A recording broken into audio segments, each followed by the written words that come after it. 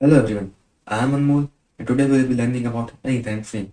An Ethernet frame is an data packet which is transmitted over local area network using the Ethernet technology. Now, what does an Ethernet frame consist of? An Ethernet frame consists mainly of three things: a header, a data, and a trailer. Now, header consists of three parts, which is DMAC, SMAC, and type field, and data, which is coming from the L3 PDU of the switch, and trailer is the checksum field which will be reading. Now, what is DMAC, SMAC, and type field? Now, DMAC is the destination MAC address to which we are sending the consecutive frame which is being generated from the computer. Now, SMAC is the source MAC address of the computer from at which the Ethernet frame is being generated. Now, DMAC and SMAC are both of 6 bytes each. Second, we got type field. Type field is of 2 bytes, which is and type field explains us that what kind of frame is being generated. Let's say if the type field has value of hexadecimal value of 80800 and it's for IP packet, and let's say it is a value of 0806 and it is for ARP packet which is coming from the L3 PDU from the switch. Now DMAC, SMAC and type field all to come together to make header field, and which has total value of 14 bytes. Now which has total value of 14 bytes. This is the size of header.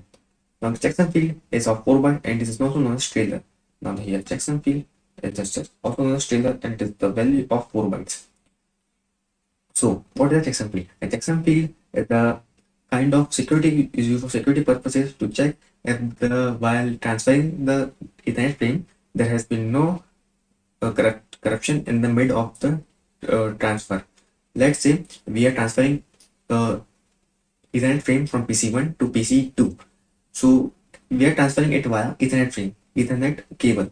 Now there should not be any kind of corruption in the middle. So at the center at the PC1 there will be a checksum field calculation which will help. The checksum field will have some values which will be secured over the values of SMAC, DMAC, type field data, and thus with the same process it will be secured at the receiver side also. So if both the values at the receiver and the sender side is same, then only the receiver side will accept the Ethernet frame. Let's say if the Ethernet frame does not have the same value as the sender side and when it reaches the receiver side, then the receiver side will drop the frame and to avoid any corruption at its piece and at its PC. Now header plus trailer combined has total of 18 bytes. Here we can see we can header and a trailer. Now this both combined has a total of 18 bytes. So we can also say that each Ethernet frame has an overhead, means apart from data, it has an overhead of 18 bytes. Now minimum valid legal size of Ethernet frame is 64 bytes. The minimum size, it should be more than or at least be of 64 bytes. So we can say that the minimum size of L3 PDU, it has to be of 46 bytes. Now any frame smaller than 64 bytes is called rent or is invalid. Now as previously in the older technology or the older trends, there was a size limit of 1500 bytes to the L3 PDU. But nowadays, as the technology has gone far, we can get a greater size frame which is more than 1518 bytes, which contains 1500 bytes of L3 PDU and 18 bytes of an overhead.